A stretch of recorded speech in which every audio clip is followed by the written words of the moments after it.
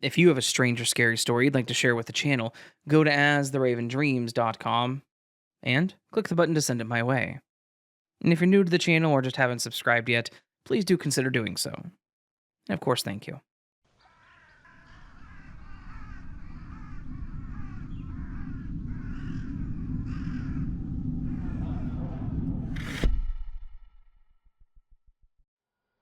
Hi, Raven. I found your podcast back at the end of December of 2024. I've been listening to it a lot during work, as I worked the overnight shift, and it helps the nights go by quicker. This story actually happens at my job. I, female, 24, work at a massive retail company, Wally World. So, we have these company-issued work phones that we use to do our jobs, and my specific job requires that I use the phone pretty much all night, every night. My phone also has a little set of beads attached to it so that I can distinguish it as being mine, and that way it's easy to see if I have to leave it on a shelf. Sometimes I'll put the beads around my wrist and swing my phone while I'm walking. This detail is important to the story. Anyway, I was using the phone the other morning towards the end of my shift to work on the reset that I was doing. When we finish resetting a section, we have to scan each aisle location label for each section, so that way it gets confirmed to the spot, and it's easier for the online grocery shoppers to find it, and so you can easily direct customers in the store to find products. Once again, I use my work phone for all of my work functions, and I don't use my regular phone unless my work phone is dead. I specifically remember using my work phone too, because I use a spray to clean the shelves when I do the reset, and if the spray gets in my phone screen, it leaves these little dried speckles of spray on it. I went to my break as normal. I went out to my car, came back inside, and finished confirming the reset. I had gone back and forth between the back room as well to bring the items that were supposed to go to clearance, and then when I was done with the reset, I had to go and help stock in cosmetics. I get over to cosmetics, and my phone is nowhere to be found. I checked in my pockets, I checked in my work bag, I checked all over my work cart, and I even went back to the back room to talk to the ladies who work back there, and they didn't see it. And it was not in the aisle that I did the reset on. So, at this point, I'm panicking, because they say if we lose the phone or it gets stolen, it's $500. And I cannot afford to pay $500 to replace a silly work phone. I checked under the shelves. I then told my manager, hey, I can't find my work phone. She just said that she would keep an eye out for it. I told a couple of other people too, and they said that they would keep an eye out and bring it up to customer service if they found it. I even went up to customer service to see if a customer had brought it up, because the store was open at that point, but they had nothing. I kind of gave up at this point, thinking that someone would find it and turn it in, and I would just get it back later that night. I had to give one of my coworkers/friends a ride home from work that day. She also had helped me look for the phone, so she knew what the situation was. We walk out to my car, and she opens the passenger door and looks up at me and says, "Dude, your phone is literally on the seat." I pause, and I look at her and look inside the car, and sure enough, it was on the seat. I freaked out. How the heck did my phone end up on the passenger seat in my car? I know I remember using it because, like I said, it had the little speckles on the screen, and I remember touching them. I also remember doing that little swinging thing that I mentioned prior, as I was going to the back room at one point. I don't really see any way that she could have pranked me. She's not that type of person anyway. She worked in a completely different side of the store from me that night, and honestly, in the amount of time it would have taken her to come from where she worked, all the way over to my area of the store and then back to her area, I wasn't gone long enough for that to happen. It's just not like her at all to play that kind of prank on me, or anyone for that matter. I've had people joke with me before that since I was born in the 3 a.m. hour, I attract a bunch of weird things. I've had plenty of paranormal experiences, as well as experiences with UFOs. Is this just another one of those weird things that I've attracted? If you'd want to hear about my other experiences, let me know. Consider this me letting you know. Anyway, Raven, I love the podcast. Keep it up. Like I said before, it helps my nights go by a lot faster at work, and the stories are very intriguing. It's also nice to know that I'm not alone in this strange world.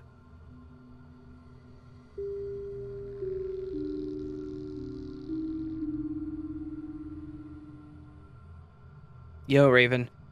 Before I start my Glitch in the Matrix story, I just want to say that I hope all is well and that 2025 has been treating you good. I found the channel after I had my own alternate reality experience, probably back in November, and I've been watching ever since. I'll save that story for another day, however, so my Glitch in the Matrix story goes like this. I work at Sonic. Definitely not my dream job and definitely not permanent, just something for the time being. If you don't know what Sonic is, it's a fast food restaurant. Burgers, fries, milkshakes, slushies, nothing too crazy. It was a steady day. Not too busy, but definitely had consistent customers coming throughout the day. Earlier in the day, one of my coworkers happened to quit, and at 4 p.m., my other coworker went home for the day. After that, it was just me and the assistant manager. She cooked, and I did drinks, the drive-thru window, and the intercom. You talk to whenever you go to the drive-thru. At around 5 p.m., my assistant manager left for the day, and my general manager and I were alone for the night. Just us two. Keep that in mind. It was never crazy busy, but we definitely stayed consistent with orders. People in the drive-thru, people in the stall, DoorDash orders popping up, and that's all it consisted of. Later in the night, we had about 3 people in the drive-thru at once. Again, nothing overwhelming, but consistent. I'm writing this the night of, so I remember the order vividly. They ordered a chocolate milkshake, Sprite, ocean water, which is just blue coconut syrup mixed with Sprite, and it's fantastic, and a blue coconut slush with nerds. I always read the order back just to make sure that I got it right and didn't mishear anything, and they confirmed the order. A milkshake takes a while to make, so I make the other 3 drinks first. A Sprite, the ocean water, and a blue coconut slush with nerds. I get to the window to take payment, and I hand the drinks out, and one of the customers says, "Did you happen to get nerds for both of the slushies?" I look confused. I clearly read the order back and confirmed it was correct before I submitted it on the computer. I'm not the type to stress or overreact, so I just took it as a miscommunication between the two of us over the intercom. Now here is where the glitch happened. I give her 1 blue coconut slush with nerds and a Sprite. I then say, "Yeah, it's fine. I'll go make another slush for you while I make your milkshake." So I walk away from the window to go make the chocolate shake.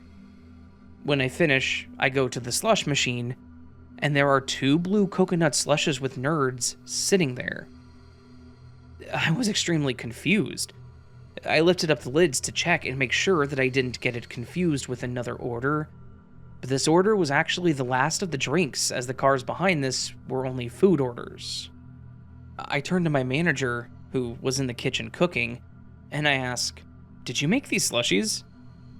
He looks at me with confusion and replies, "No." I laugh as this must be a joke and then say, "Nah, for real, did you make these?" He looks back with a stern face, looking up at a screen full of food orders and replies, "No, I've been cooking the whole time. I haven't stepped out of the kitchen." Remember, it was only the 2 of us for the whole night, and he has been the cook the whole time. Where did these 2 drinks come from? I look at the current receipt and check previous orders to see if I needed slushes for anything else, but no. I only rang in 1 blue coconut slush with nerds, and I already handed that 1 out. Now, Is it possible that my manager snuck around while I was at the window, made 2 blue coconut slushes, and then ran back to finish cooking before I turned around? Well, yes, but what sense would that make? This was the last drink ticket that I had to do, while he had 2 to 3 food tickets to finish. Is it possible that I made an extra blue coconut slush with nerds? Yes, but if I did, I would have brought the extra one to the window with me. But the fact that there were 2 extra, so 3 in total, when the order originally only called for 1, is what has me stumped. I just ended up giving them the 2 extras as a way to apologize for the confusion and throwing the ocean water away. After the rush passed and I had a moment to process, I instantly thought of your channel, and I started typing all of this away. I appreciate you for listening, and hopefully this gets in a video. Please keep putting these stories out, because I know someone out there listening will be able to relate to this.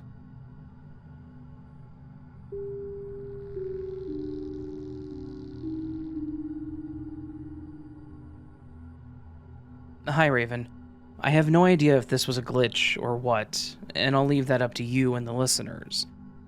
All I know is that it was very strange. This happened almost 20 years ago. I was on my way back to Cleveland from Akron, Ohio, and I want to say that it was somewhere between 11 p.m. and 1 a.m. I was taking the 77 North Freeway, which is what I always took to get back home. Very shortly after getting on the freeway, I came upon semi-trucks completely stopped in both lanes. They were not pulled off to the side. It seemed like there were miles of them. They looked like they were only halfway turned on, like when you turn on your car's radio without starting the engine. I sat in my car, stopped behind them, very confused and creeped out. I didn't see any sort of sign upon entering the freeway saying that it was going to be closed or blocked. I've pretty much always been a nervous driver, so I just sat there for a bit trying to figure out what to do, since I obviously could not go any further on the freeway. For whatever reason, I decided to wait until I saw more cars coming to see what they would do. At this point, I noticed that it was eerily silent. I also did not see any cars on the opposite side of the freeway, nor any approaching behind me. None. I get that it was late, but it wasn't that late. And even if it was, I always see a few cars or trucks on both sides at the very least. I remember waiting what felt like forever, and still it was just me and the semi-trucks as far as the eye could see. I debated getting out of my car and approaching the driver's side of one of the trucks in front of me to see what was going on. But I've seen Joyride and I decided against it. Obviously, I ended up getting home that night, but I don't remember how. There used to be an alternate route that I would take once in a while, but I think by that time the route had been changed and was no longer an option. Let me be clear, I did not magically appear back home. At least, I don't think so. I must have taken a different way, but again, I don't remember much after the initial shock of being alone on the freeway in total silence, with all the semis blocking my way. A friend of mine suggested that it may have been some sort of strike, but I would think they would have to give people entering the freeway a heads up for safety reasons. However, that doesn't explain the total silence, and no evidence of any other cars but me on what is normally a busy freeway. There may be a logical explanation for this, but in all of these years, I have not been able to think of one. If anyone has any ideas, I would love to hear them. And thanks for reading my story, Raven. Your channel is one of my favorites. Keep up the excellent work. Thank you.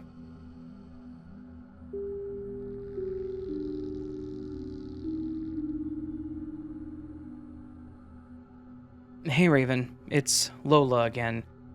Remember how I mentioned that I recently moved to a new place and promised to let you know if anything happened in my new apartment, similar to what I experienced in my childhood home and old apartment?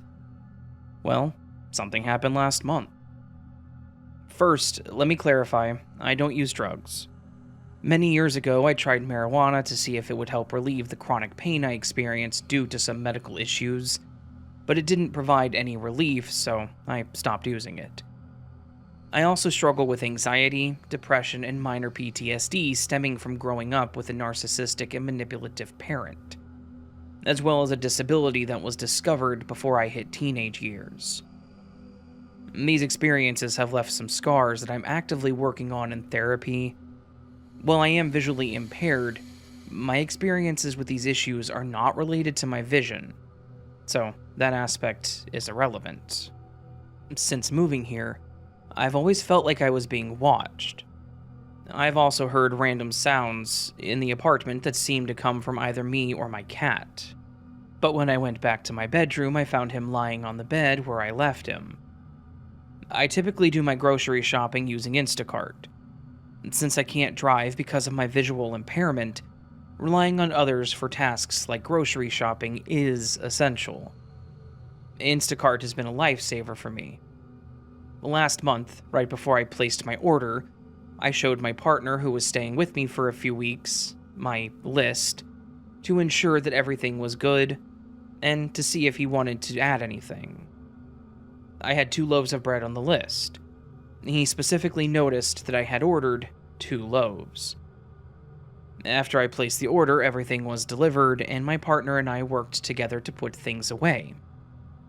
I distinctly remember grabbing both loaves of bread and placing them on the shelf in the pantry, where I usually keep them. Later, around noon, my partner made himself a sandwich, and when I went to check the pantry for something to make for dinner, I realized there was only 1 loaf of bread where I had put both. Confused, I looked everywhere in the kitchen. I texted my partner and he confirmed that when he made the sandwich, there was only 1 loaf. Although he didn't see both loaves when I put them away, he clearly remembered that I had ordered 2. I never found the second loaf. It honestly seemed to have just disappeared. Additionally, I always keep mint gum on hand for nausea, and in that order I had bought 2 packs of Mentos gum. My partner took one and put it in the bedroom since he would occasionally grab some, and he doesn't like going through my purse without asking. I left the second pack on the counter because I already had a partial pack in my bag.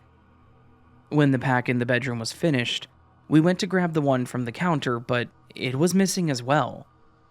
Both of us checked the counter and we looked in my bag to see if one of us had accidentally put it in there, but again, we couldn't find it. A few weeks later, I had to visit the dentist for a major tooth issue, and while searching for my wallet, which contained my insurance card, I found the missing pack of gum, still sealed. Both my partner and I had searched my bag, and it wasn't there when we looked. Somehow a few weeks later, it just magically appeared. I jokingly started saying that there might be a gremlin in my apartment messing with me. Last week, I did groceries again while my partner was visiting. As I was putting everything away, I purposely showed him that I had 2 loaves of bread. I did this to reassure myself and have a witness that there were indeed 2 loaves. I had also purchased a shaver online to use outside of the shower. Sometimes you just want to be comfortable while shaving your legs, and with the shaver I can sit on my bed or anywhere else. Since getting it, I would place it usually in one of 2 spots, either on the bathroom counter on the left side of the sink, or on my bedside table. Last week, when I went to use it, it wasn't in either place. I checked both locations, as well as the drawers in the bathroom, the floor under the bed, and even in my small trash can that I have in my bedroom. Frustrated, I messaged my partner to see if he had seen it while he was over, but he hadn't. While I was grabbing my knitting supplies from the opposite side of the bed, I discovered that my shaver was underneath the shelf there. I had pulled out my knitting project and noticed it was snagged on something heavier. When I fully took it out, there was the shaver that I had been searching for. I would not have placed it there myself. I've started joking that the gremlin is responsible for anything unusual that happens around me. For instance, when the lid of my trash can falls off, or when my laptop, which I use with the voiceover program, starts speaking on its own. I don't have any logical explanations for any of this weirdness. That damn gremlin won't be happy when I hopefully move in September. I apologize for going on for a bit. I just want to ensure that you have all the details that you need. Thank you, Raven, for everything you do. I'm so glad I found you on Spotify last summer. Your stories not only entertaining, but also provide me with peace of mind regarding the craziness in my life. And much love to everyone.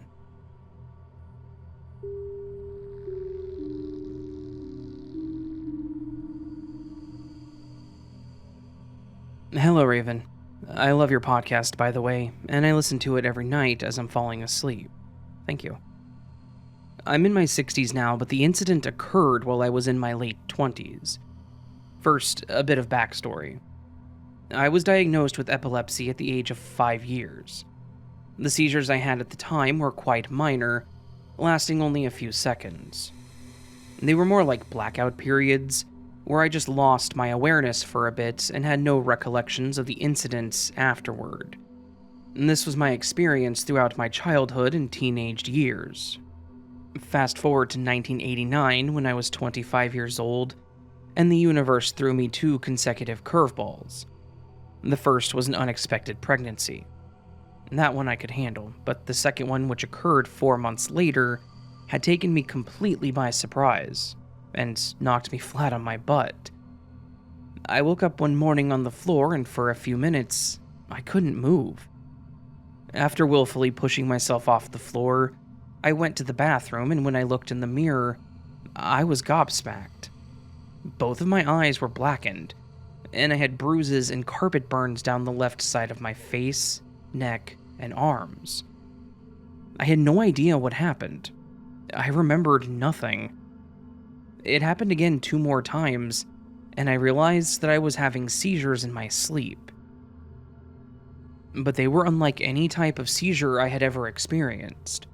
These were grand mal, convulsive seizures, and they were taking their toll on me physically, mentally, and emotionally.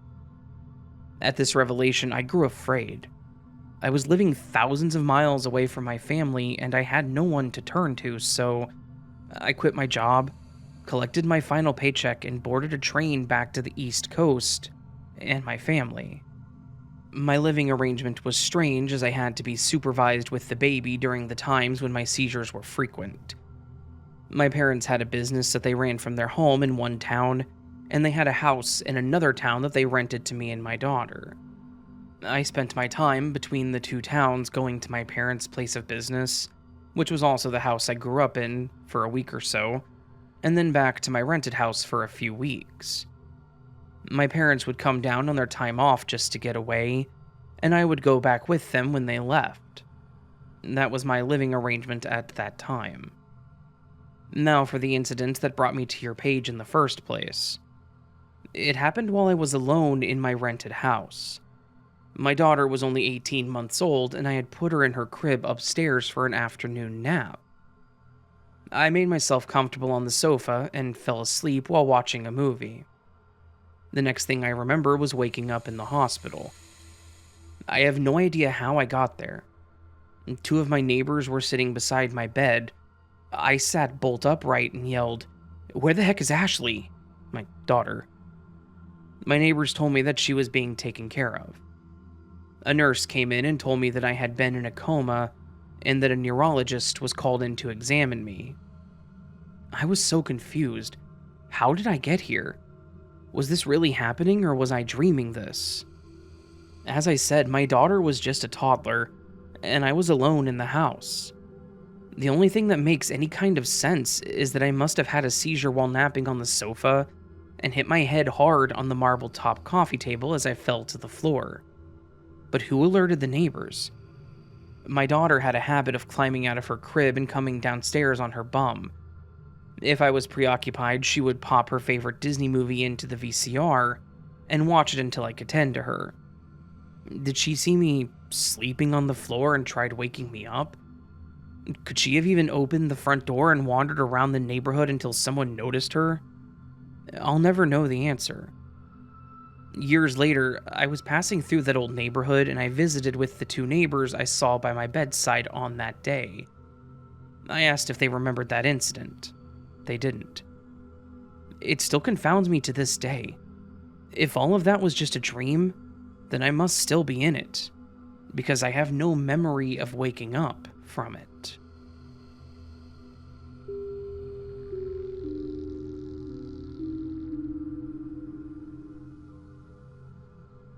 Hi, Raven. I'm used to seeing vivid images or even whole movie clips. I also see grids and patterns. I never really talk about it with anyone because I think people don't know what to do with that information. So it's just something of my own.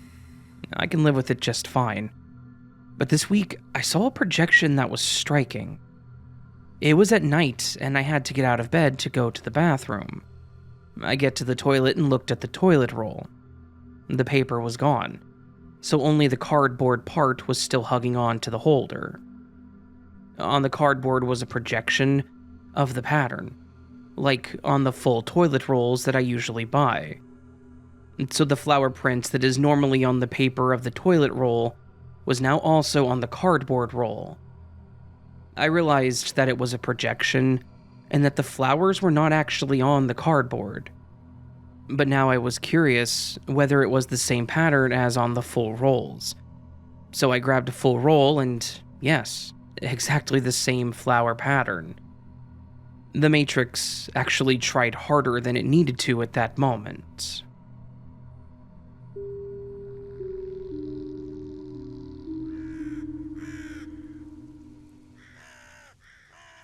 So that, my friends, was a collection of this week's Glitch in the Matrix stories that come to you about the weirdness and bizarreness of the universe in the midst of my moving extravaganza.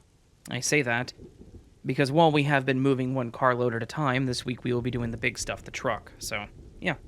That being the truth of the matter, I'm going to say I don't know if there's going to be a Wednesday video this week. I thought I would go ahead and let you know that. We'll see how it goes, because I think we're driving back Wednesday, and I don't think I'm going to have time to get one done, so I don't know. If you notice there's not a Wednesday video, please consider watching an older video in its place, just to kind of keep things going and keep me in your recommendeds, if you want to, of course. Anyways, this is also the first video fully recorded in the new house, in the basement of the new house. I have my desk set up with my computer screens. I got some acoustic paneling on the wall, though I need to buy more. I ran out, didn't buy quite enough. That's on me, though. And, yeah, it's nice. It's comfortable. It's nice and cool down here. The room is big, which does leave for a little bit of reverb, but it's not too bad, so yeah. It'll be fine in the end. I'm very happy with it. Of course I am. This is also my first video recorded and put together on Windows 11, of which I am not happy about. I do not like Windows 11. Windows 10 and before, I used to be able to put my taskbar on the top. And since I'm kind of a Linux user, I like having my taskbar on the top or left. And with Windows 11, that's not an option. Of course, if anyone out there has advice on how to do that, that doesn't require the regedit fix that they changed and got rid of, that you can't really do anymore, please let me know. If there is a tool out there that does that, because I would love to not have my taskbar on the bottom of the screen. It is not conducive to a productive work environment for Raven. So, anyways, enough complaining and jibber-jabbering. Hopefully y'all enjoyed this collection of glitch stories. If you did, please do hit that like button on the video. If you're new to the channel and liked what you heard, please do consider subscribing. That'd be amazing of you to do. You can also join Patreon memberships, get early access to content like this and other things depending on how you sign up. It fully supports the channel by doing that. It helps tremendously, so just saying. Never expected, but always appreciated. You can listen to the podcast in longer form anywhere you get your podcast fix, such as Spotify, Audible, Apple Podcasts, pretty much everywhere. You can also do a super thanks, which is a tip to the channel. Never expected, but always appreciated, as I said a few minutes ago. You can also go enjoy some nice pineapple. This pineapple is awesome. especially pink pineapples. Bought one from the store yesterday, cut it up this morning. Good stuff. Top tier. The other thing we do on glitch videos is the word of the week. Let's start over on that. The last week's word of the week was inscrutable. That's right. And on the screen right now, and several moments prior to now, is a collection of all the wonderful people who jumped in and left a comment on last week's glitch video with inscrutable in their comment. All these people went above and beyond to leave a comment with the word, and because of them, the video does a little better. I want them to know, and I want you to know, that I appreciate them and you. I appreciate all of you, even if you don't participate. These guys just... Oh my... What's wrong with my S's? Why am I saying like these guys? These guys just went above and... Well, not even all guys. These lovely people went above and beyond to leave a comment. So again, thank you to all of them. Yeah. This week, the word of the week is one that's a little more difficult to say. It is perspicacious. Perspicacious. Perspicacious. That is a long word. That is a major Scrabble victory if you can get it out there somehow. Perspicacious. It means of acute mental vision or discernment, keen. It also comes from the Latin for to see through, and can also mean acute in perception and sound in judgment. So, such as me as a person, I'm not very perspicacious. I'm not sound in judgment at all. Anyways, use that in a sentence, get it featured next week on the video. All that said, friends, hope you're having a beautiful week so far. Hope I see you again here soon, but until then, remember that you are loved, you are valid, you are important, you're the best that you can be. Do not forget it. Until next time, my friends, much love, and sleep well.